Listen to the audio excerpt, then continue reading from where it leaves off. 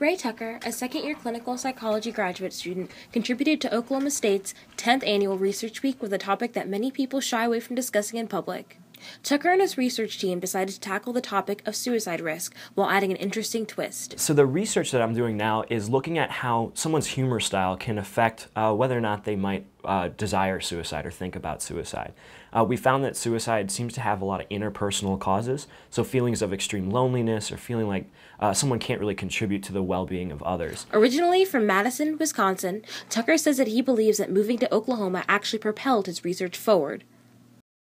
We have the opportunity of working with a lot of American Indian populations, which is underrepresented in our research and really high risk for suicide, at least compared to other minorities.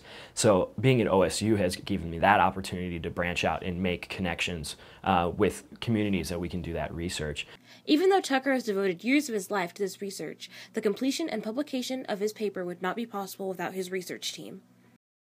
I've got an awesome team here on the third floor of both our lab, our undergraduate research assistants, as well as Dr. Grant's. One of the researchers that he worked with is Matt Judah, a third-year clinical psychology student. Judah's contribution to the research paper was mainly interpreting results.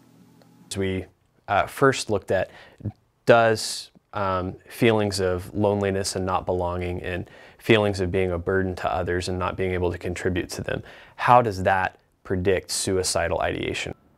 Despite the heavy topics that Tucker and his fellow researchers are studying, they still have time to keep a sense of humor about the sometimes tedious process.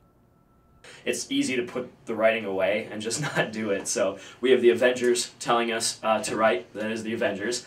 This is a picture of myself, and the child is actually our fourth-year graduate student. She has a daughter, and that's her daughter yelling at us to keep writing. For O State TV, I'm Krystyna Biassou.